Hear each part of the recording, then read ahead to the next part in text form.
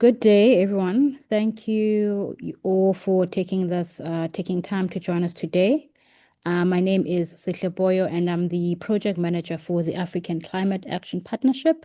And I will be facilitating today's conversation on building net zero, decarbonizing the African cement sector. But before I get into that, just the next slide, please.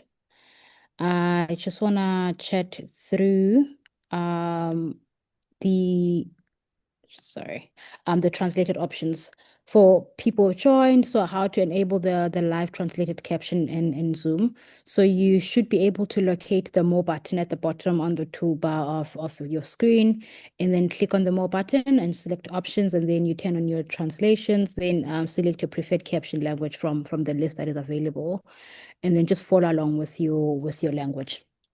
All right.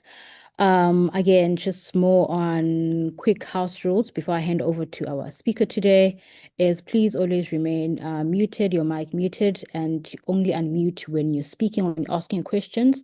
And after the presentation, we'll have a Q&A session. Q&A session where you're able to just maybe like raise your hand to ask your questions, or feel free to use the chat box. And maybe during the webinar itself, should you have questions for the speaker, please feel free to maybe jot down the question or leave your question in the comment section or chat Q&A session box on Zoom.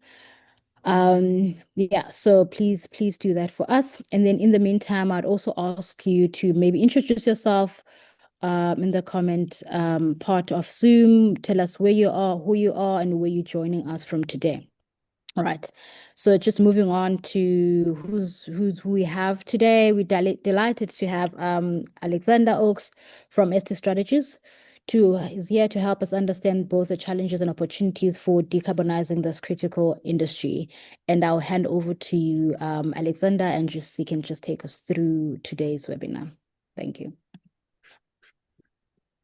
Thanks a lot, Sikle. It's really a great pleasure to be with you. We have been in a few years, but we worked together in our past, and it's really a tremendous pleasure to be with you. I know some folks have signed up who I had the honor to work with a few years ago as part of the Africa Mini Grids partnership, and it's really fabulous to be with you again. It's a great pleasure. So you should see my slides now. Is it in presentation mode? Not yet. We can't see. Just share screen, I think. Oh, it's not shared at all. Okay, let me see. And now.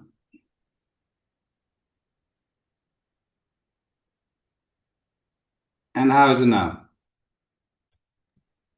Perfect. We can see your screen. We can see your presentation now. Yeah. Perfect. Thank you very much. And now if I can also switch to my... Yes, it works. Okay. So if I see it correctly, I have the privilege to be the only speaker at the seminar today. So I will take the privilege to take my time, but I hope we will end early. And if I never make a point, Sikle, please then you jump in. I want to make sure that everybody gets to ask questions, and we have a discussion at the end. So before I start the session on building net zero, decarbonizing the African cement sector, I think I have to give a little bit of a disclaimer. This is the first time I'm speaking about this issue of how to decarbonize the African cement sector. What we have done thus far is entirely self-funded. It is early research.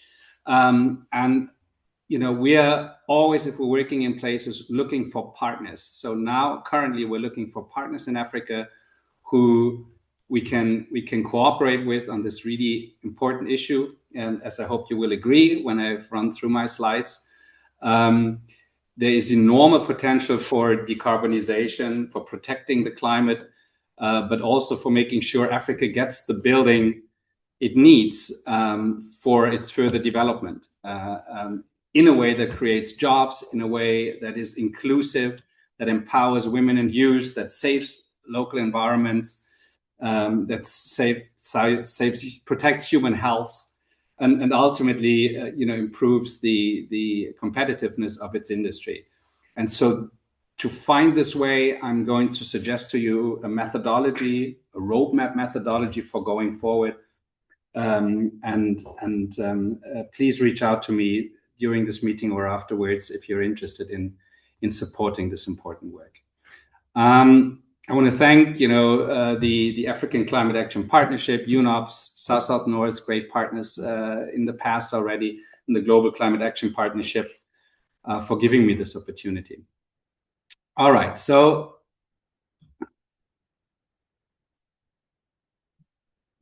fortunately this does not seem to work well here.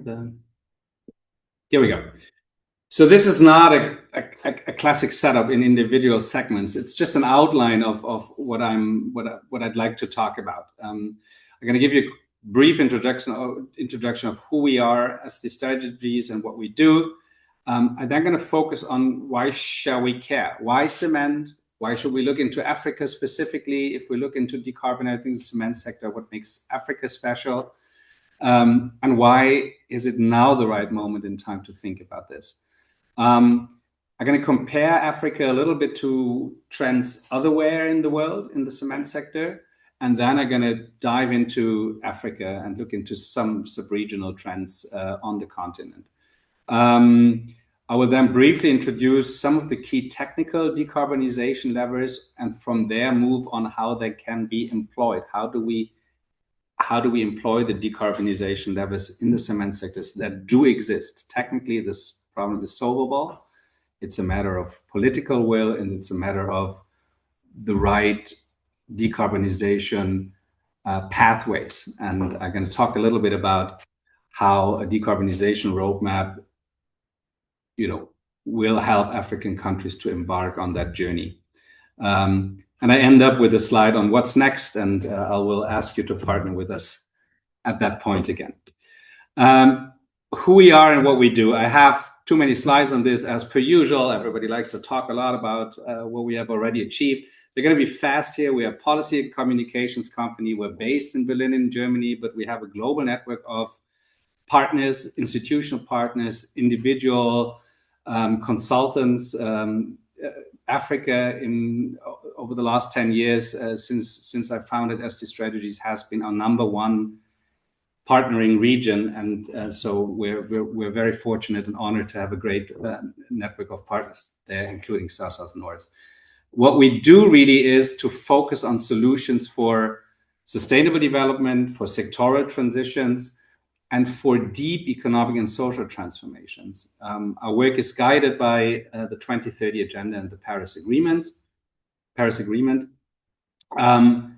We do believe that what's often defined as problems, such as climate change, also opens the door for great opportunities for major social transitions, economic transitions to a world that is more just and more inclusive. You see our areas of expertise here. It goes from climate change to sectoral transitions. A lot of work on governance and innovations. Recently founded a new initiative that's called Sustainable Democracies, that looks into new tools and approaches for how to advance our democratic and our political decision-making systems towards advancing public goods, or if you want, so sustainable development goals. We have a lot of work on energy, on mobility, and recently started to look into industrial transformations, most importantly in the cement sector. And I'll tell you in a moment why we picked that sector. Yes, we take a whole of society approach. We really want to build forward better. We're not modelers into one specific niche. We work with modelers, some of the world leading modelers, but really we have the whole of society in our view. And we really look into impact-oriented, actionable policies that really carry countries forward as a whole, and not just for subsectoral solutions. So even if we talk about sectoral solutions here now on cement, we have the total development, the entire development, social, environmental, and economic in view. here's sort of what we do, from strategic advice all the way through to storytelling and communication. This is, I think, my final slide here on what we have done thus far in Africa. Together with South North, we founded the mini-grids community of practice, maybe some 10 years ago already. We're not that involved anymore. We've sort of, stepped aside from it once enough African actors really took this on.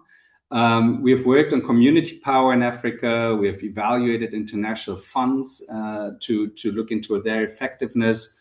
We've worked on NDC support. A lot of our work is on long-term strategies towards net zero, and we have evaluated the so-called LTSs or LT-LEDs of some African countries in this area. Done a lot of work on renewable energy policy, including in the recent policy draft for the Eastern African community, but also in Mozambique, in the off-grid sector, on interconnected mini-grids in Nigeria. I've done a lot of work in Sierra Leone as well.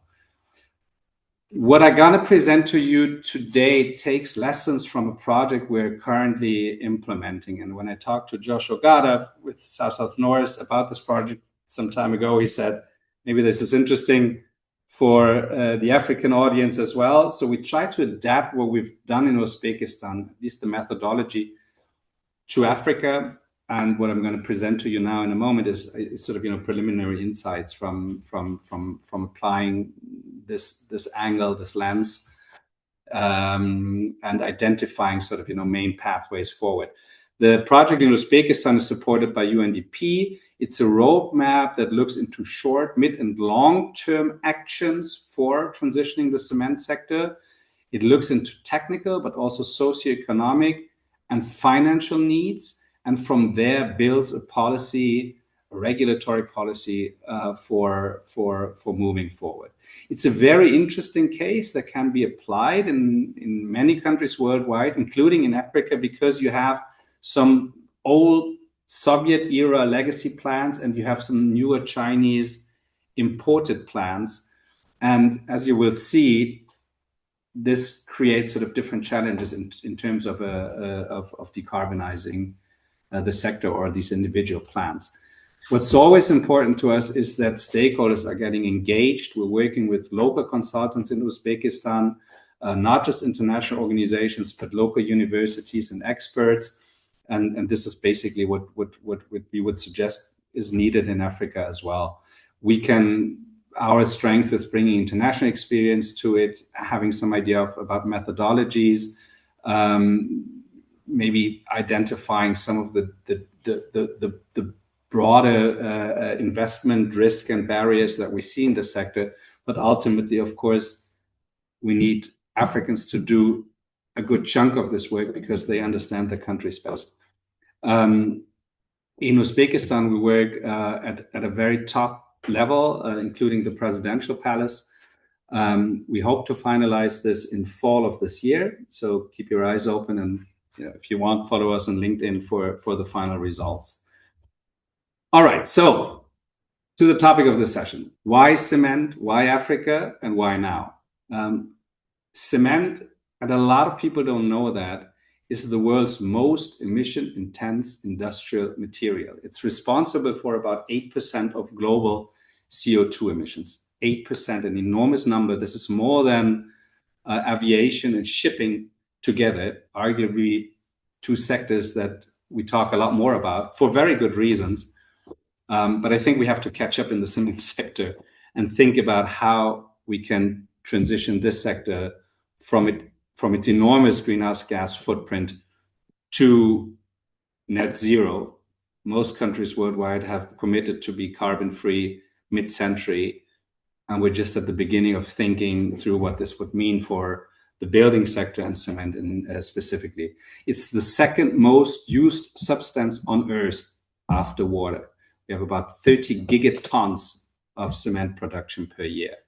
And demand continues to rise. Not everywhere, as you will see in a moment, but as we need to continue development, particularly in the developing world, and Africa is a case in point here, we want to build buildings, we want to build roads, we want to build all key infrastructure, and cement at this point doesn't have a substitution material. There's a lot of research going into this, how to substitute for cement altogether.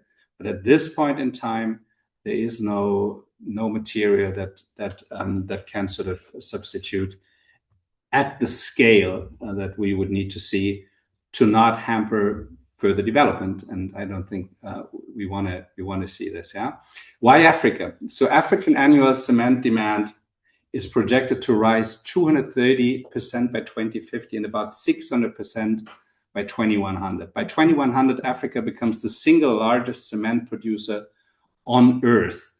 80% of Africa's building stock in 2050 is not yet been built.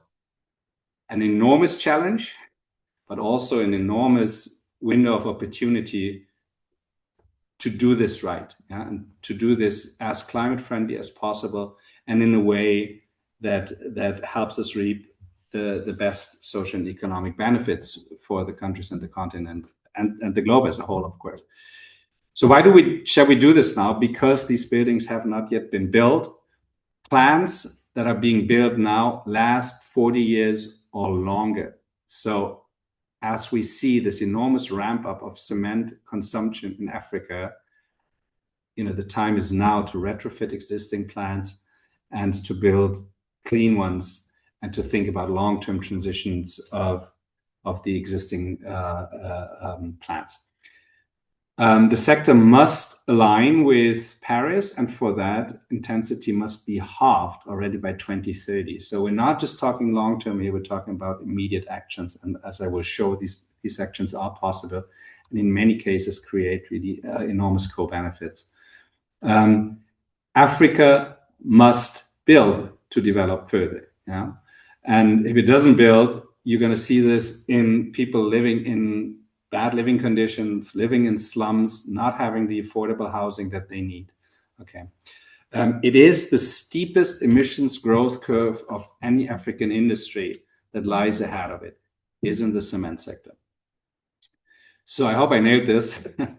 It's becoming clear for why we want to look into this issue area. 8% of global CO2, about 2.4 to 2.7% of gigatons of CO2 per year. Now, I put this down here in very clear and straightforward language. We consider it to be the world's hardest to abate material. Why? The reason why that is that only 40% of emissions can be cut with greater energy efficiency and with the transition to cleaner fuels. So the energy transition can deliver an enormous contribution to this, but this is going to be 40%. 60% of the emissions are process related. They simply come from breaking limestone apart.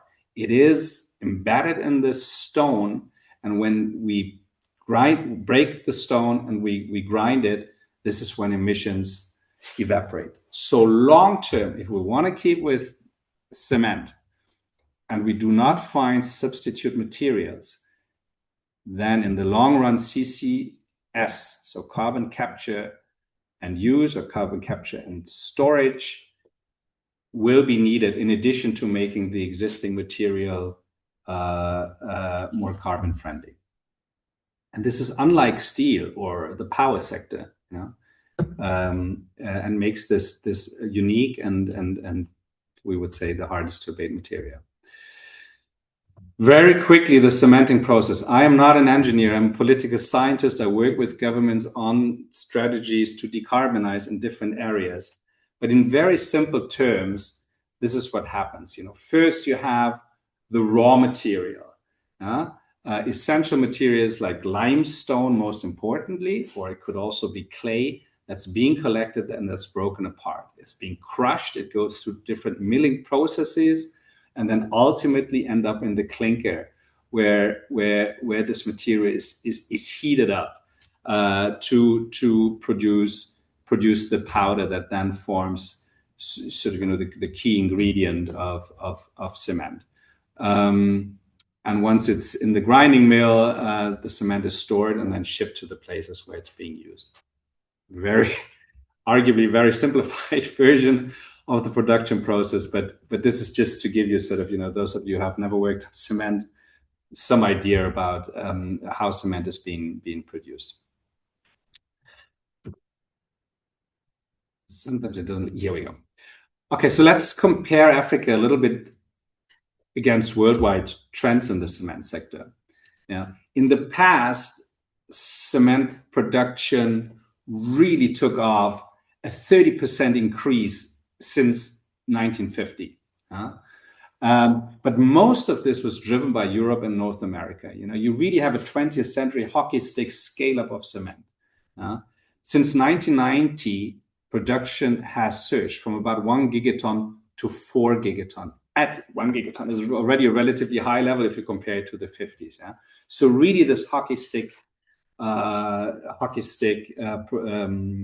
curve in terms of production numbers.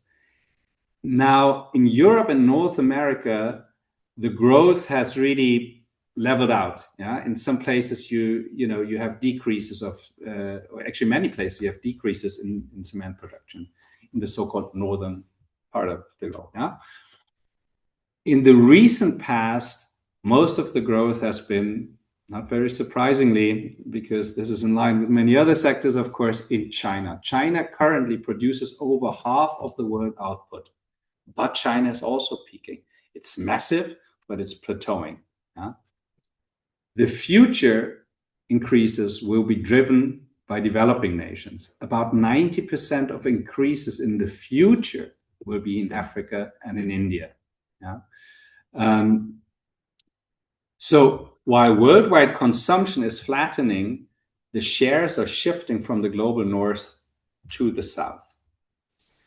And here's I think a very illustrative graph that shows you exactly that. Cement production over time. And if you look at the bottom two layers, which is the OECD countries and China, you see that if you look at the 70s, that was all it's really most, I want to say now 3/4 or so of production then.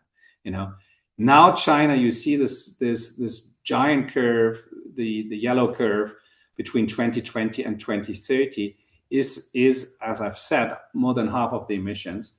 But from 2030 on, you see how China relatively quickly decreases its production, just as the OECD is already flat and is going further down.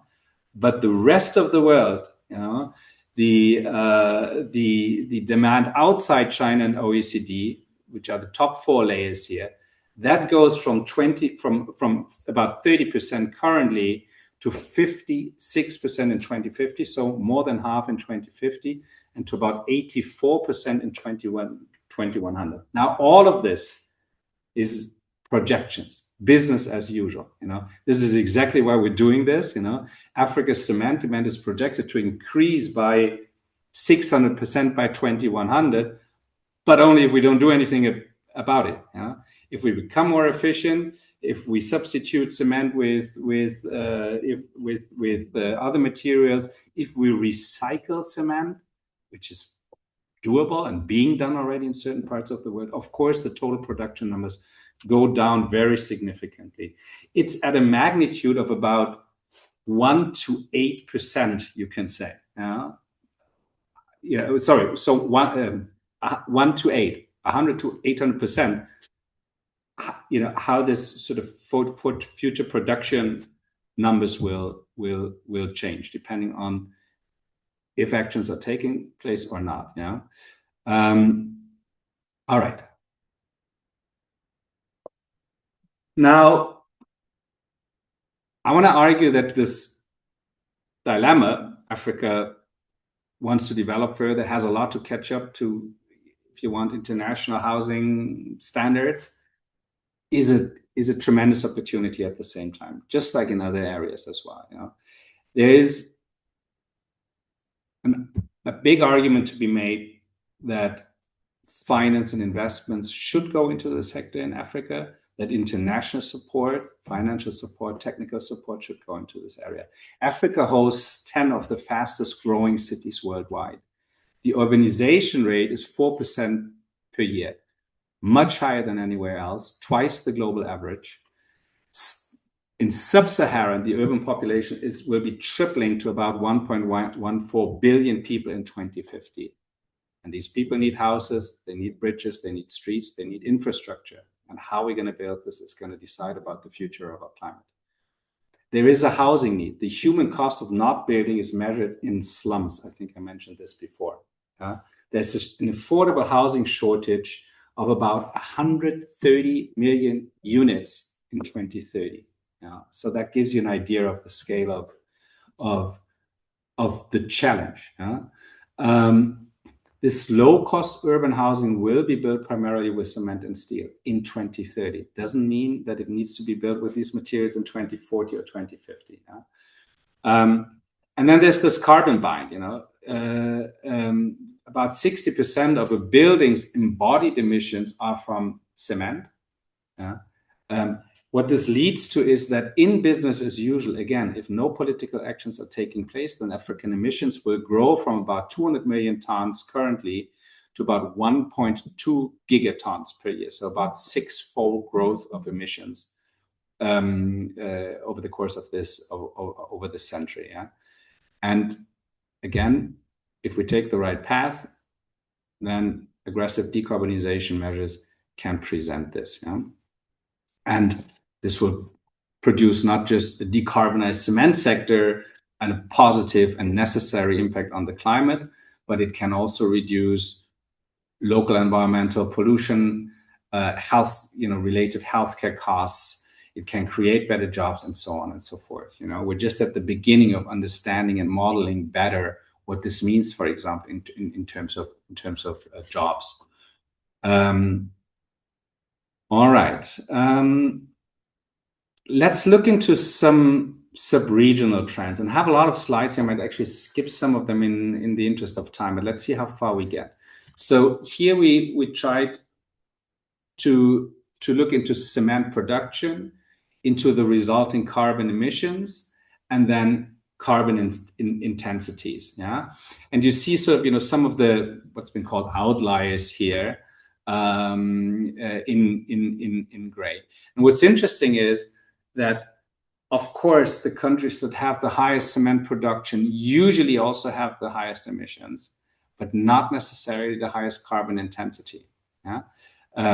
Production and emissions and efficiency don't necessarily line up. The problem is not cement being created, and the problem is how it's being made, and not just how much of it is being made. I jump a little bit more deeply into these sub-regional trends now. So here you see production numbers, and sort of this table is rated by production output of cement. You see that Egypt leads by far, almost twice as much cement production as the next, which is Algeria. 3 out of the top 4 countries are in Northern Africa. Though Nigeria is sort of second together with Algeria, the same output more or less. Then comes South Africa, and then come Eastern and Western Africa. So this is in terms of production. What's interesting is the growth. So in Egypt you already see a decrease of production. Morocco even stronger. South Africa. These are already very mature market, to some extent saturated markets. But Western and Eastern Africa are those where you have enormous growth rates. Look here at Kenya, 46 in 6th place here, 46.8% growth just over the 6 years between 2018 and to 2024. Senegal, similar numbers. Tanzania, even higher numbers. So again, the enormous growth rates are there where development catches up. And the top 5 producers, from Egypt to South Africa here, produce 67, so more than 2/3 of the cement in Africa. 5 countries, and more than significantly more than half of the emissions. Yeah. What we see here is mirroring to some extent what we see worldwide. Northern Africa and southern, but particularly South Africa, dominated the past. The current growth is the strongest in the large countries of East and West. And this is interesting because newer plants, even if they don't have the top-notch technology, are just a lot more efficient. They run with different systems, and for that are, of course, cleaner than plants that have been built 20 or 30 years ago, simply because they're newer technologies. All right. Now I'm diving into we've sort of, we're distinguishing between four main regions here, which, as you know, is not unusual in Africa: North Africa, East, West, and Southern Africa. You have, political entities forming around this, economic entities around these sub-regions. I'm not going to go through every bullet here, but I hope Joss and Sichle and the colleagues can make this available to you. We're also going to put it on LinkedIn, so you can study this a little bit more closely later. Basically, North Africa is flattening out or has even declining demand.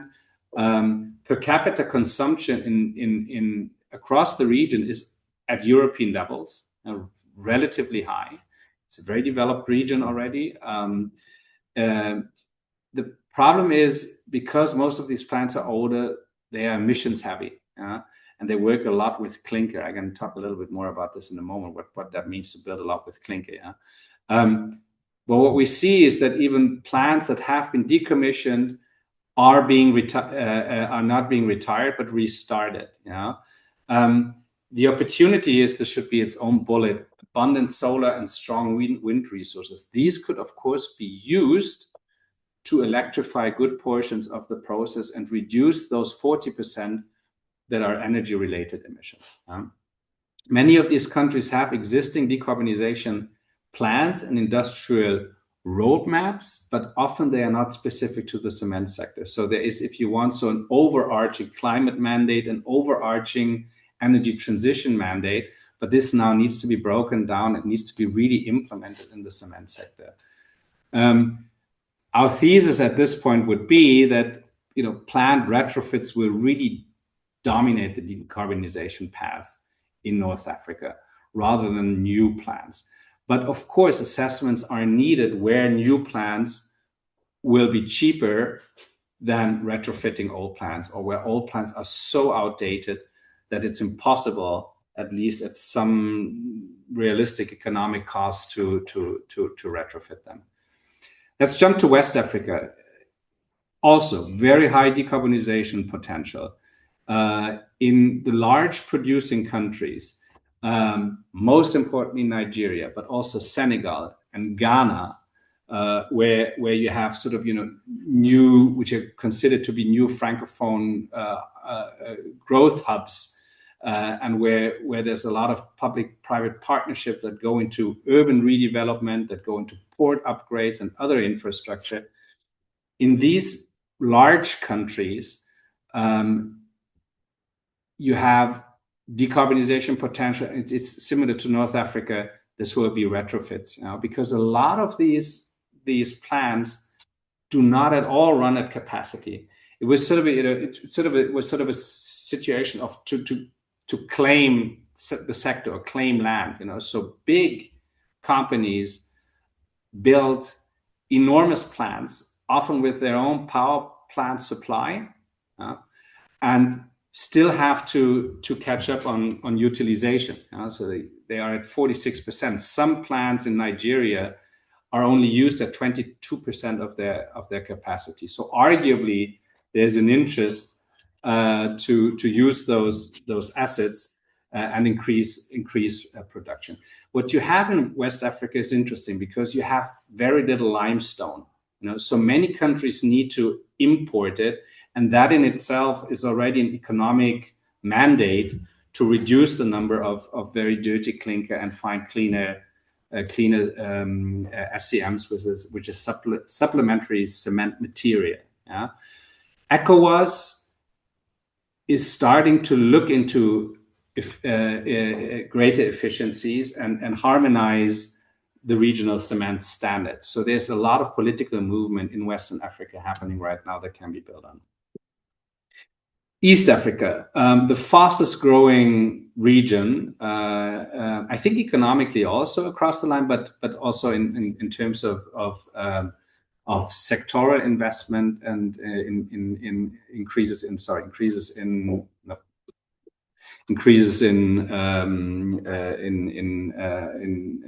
cement output. We found about 77 projects now, and the main hotspots are Ethiopia, Tanzania, Kenya, and Uganda. And some of it is really tied to the Eastern African communities' infrastructure development plans, transport corridor, port upgrades, a little bit similar to Western Africa. It's the home to the continent's only real regional body for cement, namely the East Africa Cement Producers Association, that has members of the members Kenya, Uganda, and Tanzania, and is, I think, accepting new members over the coming years. In Kenya, and I think in Tanzania as well, where you see the recent growth, you have relatively low emissions intensity, again, simply because there are newer plants.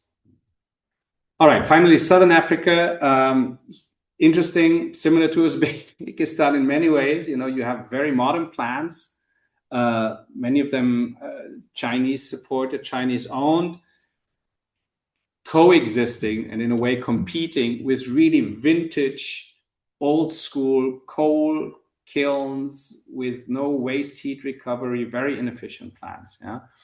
And South Africa serves a lot of the Southern African cement market, including Mozambique, Zambia, Angola, Democratic Republic of Congo, and to some extent even Tanzania. A problem that we see in South Africa, and I'd be interested in learning from how South Africans themselves see this, is that there's a lot of carbon leakage. So there is no border carbon adjustment for cement imports, which means that the national climate rules increasingly apply to local plants, and even if it's just in the energy sector, whereas imported cement is not necessarily following the same standards. And that is, I think, an issue to deal with if you want to decarbonize the South African and Southern African cement sector. All right. So here's a summary of it, but I think I've talked about this. The main caution is the trends are often ambiguous. Within regions, you have enormous differences, particularly between the larger producing countries and the smaller countries that are catching up on cement production or imports. And a lot of the projections going forward, like generally projections going forward for at the national as well as at the sub-regional, are very scarce. And data is often unclear from our point of view. There's just very little research existing at this point in time. Often you have continental trends, continental projections, but we do not see what they are built on, what are the methodologies behind it. And if we dive further into the continent, then this doesn't exist. So I think there's enormous demand really for research going into this. Because of its importance and because of really a lack of data. So very quickly, what is the technical toolkit looking like? You have these two areas. I think I mentioned it before. You have energy targeted actions, about 40% of CO2, which look into greater efficiency of the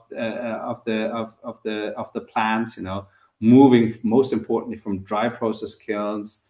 From wet process kilns to dry process kilns, but also in the area of preheaters, you have vertical roller mills. All of this might not tell you a lot, but through those actions, you can enormously increase the efficiency.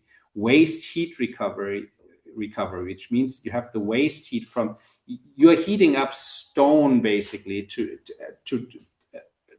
1,500 degrees, and that heat that is not directly melting the stone but evaporating, you can collect that to produce energy. Totally normal, standard, nothing fancy, futuristic, being done worldwide, but in all plants it is not being done. So that saves you a lot of energy and makes the process a lot less CO2 intense.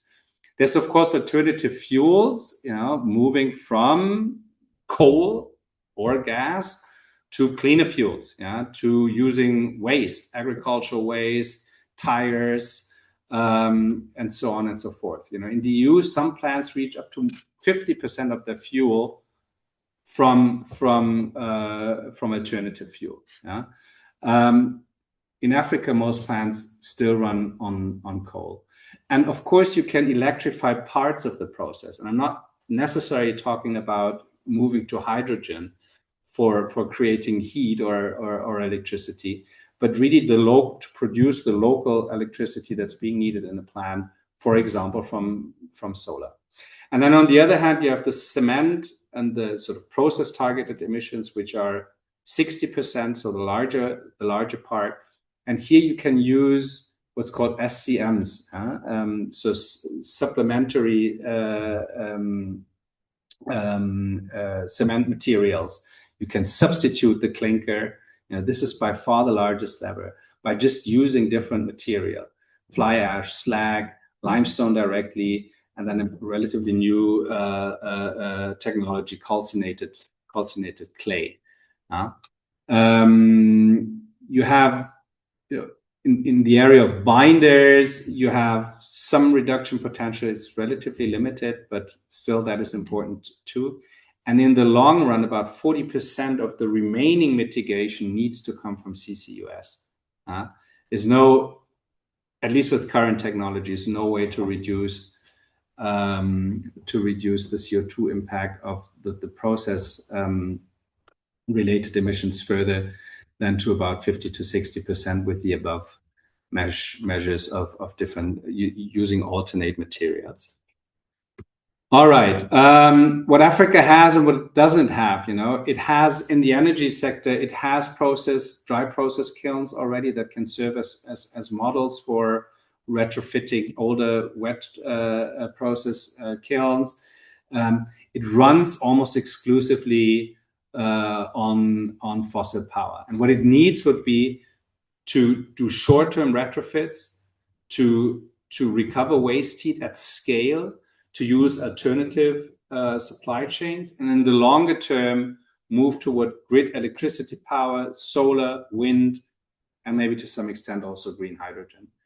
In terms of the process-related emissions, to move to these newer materials, which is a great thing, exist in abundance in Africa. That's not necessarily the case in other world regions. So here's a great advantage that Africa has to have this alternative materials.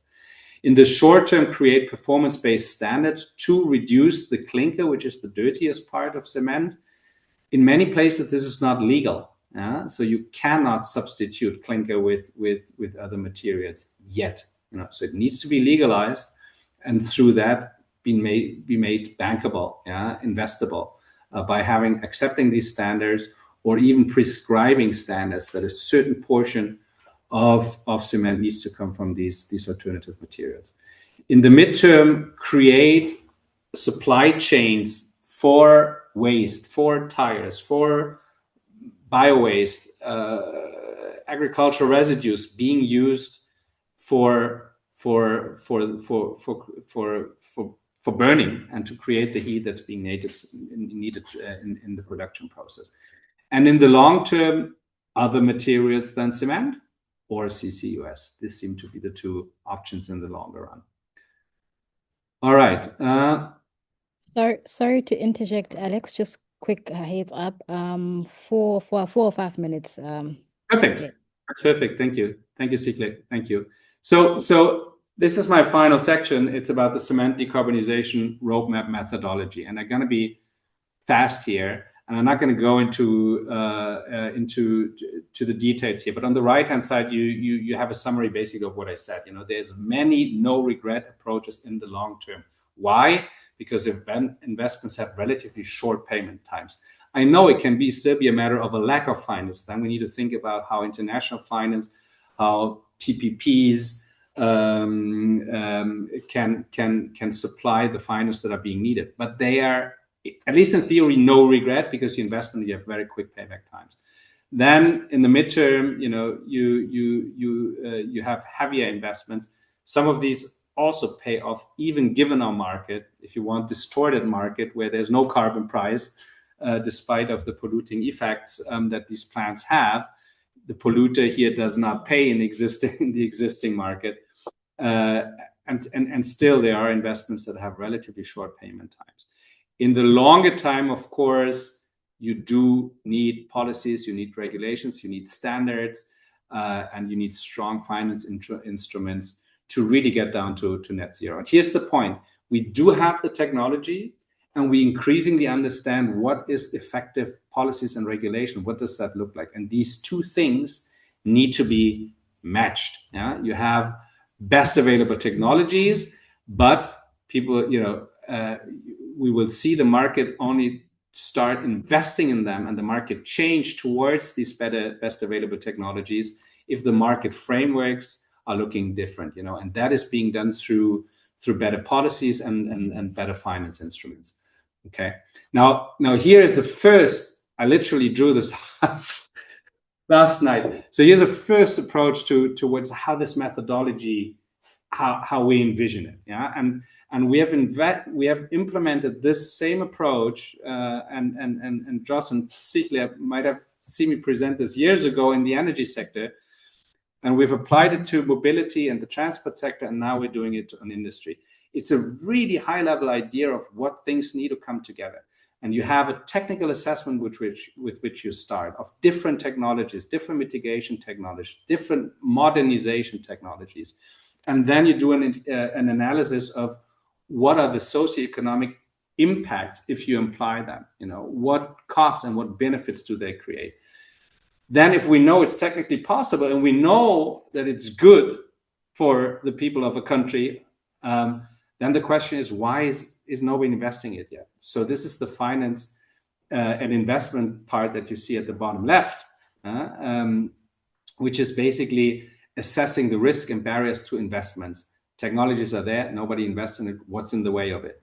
And if you've thought these three things together, only then you should get to policy recommendations, which is creating a vision, long-term goals, arguably net zero emissions, and then the concrete policy mechanisms, and also often governance and administrative changes, to sometimes, as you know, in Africa and anywhere else in the world, you have good policies and good ideas, but they are not necessarily implemented and put into effect. Okay. Final slide, what's next? Here's some identified research gaps. We need country-level production and demand projections. Don't exist yet. We do need emission accounting and reporting frameworks, MRVs, and we need a consistent basis for this. We're comparing between countries, apples and oranges, like in other areas. And ECOWAS and the ACRI and some of these regional organizations have done a great deal in the energy sector to harmonize things. Somewhere in the midst of it, of course, it's not ready yet, but we have these registries, and this does not exist for cement yet. And then we need sub-regional decarbonization pathways, and for that you need consistent technical assessment, what's really best being done when, within what timeframes, and ultimately then you need cement decarbonization roadmaps. Now, here's my pitch. We started, I think, 10 or longer ago, a mini-grids community of practice with some great results. Let us start an African cement decarbonization community of practice. And it has a fabulous abbreviation, ACDC. How could it be better? Yeah, it's leaving the practice out, ACDCP probably. But this is really my pitch. So if you're interested in this area, if you're fascinated by it, if you're seeing, yes, the challenges and problems, but also the opportunities, then do please reach out. to us. Africa's cement is going to grow. Whether it grows clean is a policy choice. This policy choice will be made this decade and the following decades, but this decade is arguably the most important one. And the building technology is ready. The living conditions are clear, and the ideas of how we want to live are clear. What is lacking at this point is the architecture. Thank you very much. Thank you so much, Alex, for that very informative presentation. And yes, once again, if anyone is interested in the pitch that you just made, here's Alex contact details. You can feel free to reach out to him. So quickly going to go through some of the questions that we've received. One was answered by Miriam already in the chat box. So I'll ask the second question by Hassan, which is why is decarbonizing the cement sector critical for achieving net zero emissions? Why it is critical? I think it was on one of my first slides. It's 8% of global emissions, more than aviation and shipping together. And the sector continues to grow in the global south. And so if we are serious about getting to net zero emissions, we need to tackle this sector. It's one of the most important challenges ahead. I have worked most of my career on the energy sector. I continue to do so. I think we have all the advantages of the energy transition lined up. We see those successes now in the first countries, the social and environmental and economic and competitiveness advantages that the energy transition is starting to produce in countries that were front runners and that have invested heavily in it. So I would say in terms of the energy transition, energy generation, we're about halfway through, if I might say, and I think like there's not a single country in the world where you can't produce a kilowatt hour of energy, where you can't produce a kilowatt hour of energy cheaper from renewables than from other sources. At least if you look at the real impacts and the real effects of burning fossil fuels or, incredibly, almost ridiculously expensive nuclear technologies. So we're really a step ahead there. Cement, we're starting to look into. Emissions are growing, and we need to tackle them if we want to come to terms with the goals of the United Nations Framework Convention on Climate Change, protect climate, and really reap the social co-benefits. Sorry, that was a long answer. All right. No, that was thorough also. Thank you for that. So the second question was, what is the incentive to decarbonize the cement sector, and who actually bears the cost of decarbonization? Yes, good one. In Uzbekistan, when I was there for the first time working with the presidential office and UNDP, I presented a slide that should have been included here as well, which is really comparing the cost of the transition to the benefits of it. Again, number one reason why we're doing this is decarbonizing the sector to stick with our climate goals. That African countries are amongst the most vulnerable countries to climate change. Africa has a much smaller carbon footprint still than most of the rest of the world, but many African countries have made commitments to contribute to the solution and to become leaders on climate change. And so that is a first incentive. But then there's a lot of other very, very positive impacts if we start investing in it. Social, economic, environmental impacts.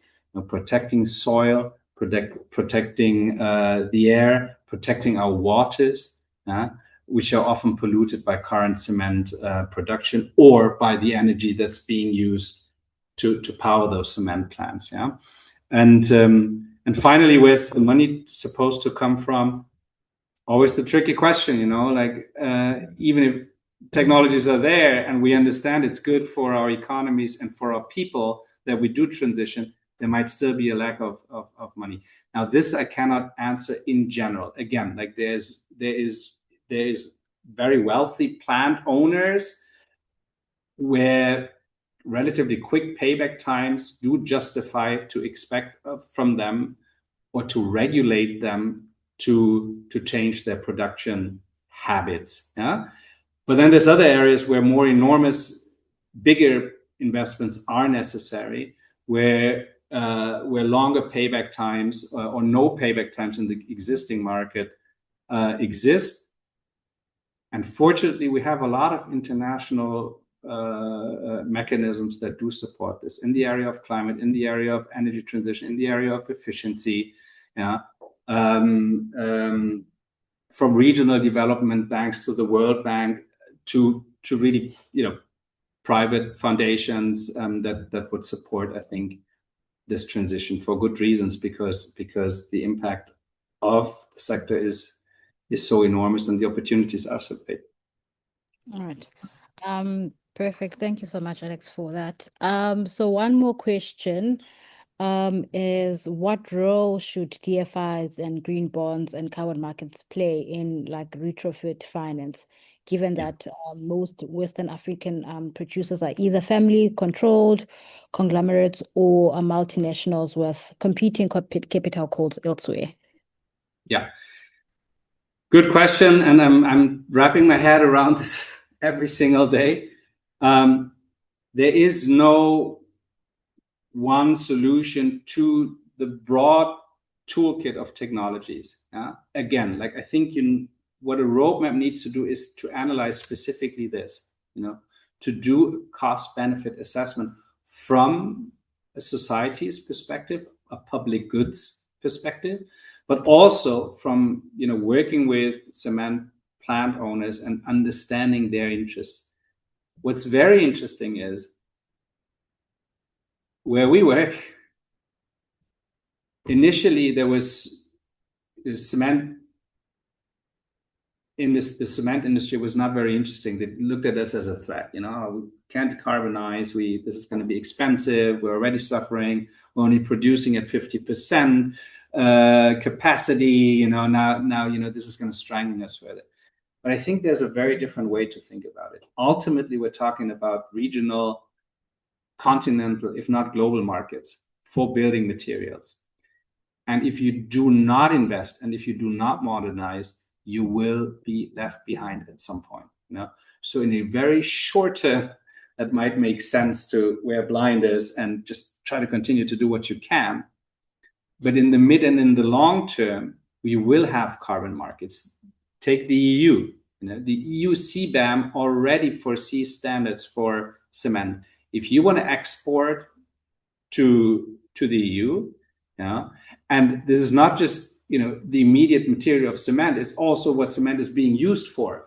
Then you have to play up to these standards. And I know this is very controversial, because many look at it as Europe closing its markets. So this probably opens a long discussion we need to have. But ultimately, I think what we're talking about is not just a decarbonization. You could phrase this just as a modernization of the cement sector in Africa. And so these investments will need to happen. And the question was what green bonds and so on need to play. That's really technology specific. It really depends on what investments into what. There is a certain amount, I'm going to say this again, where the private sector can be expected to invest themselves. Often they want to invest and there are barriers in the way of it. Greener cement, for example, or using waste material to fire up the plants. That comes at a cheaper cost. You can reduce your production costs through it, but often policies are in the way and do not allow you to do this. So it needs to be we need to go through it, in terms of sort of, mitigation wedges. Different technologies with different potentials do need different, support mechanisms, policy-wise or finance-wise. Just one more question from my side. We after this we're wrapping up because time's up. So you mentioned we spoke about countries that you presented on, right? So I just wanted to find out from you if there are any countries that are already maybe making some meaningful progress in decarbonizing the cement sector that you know of.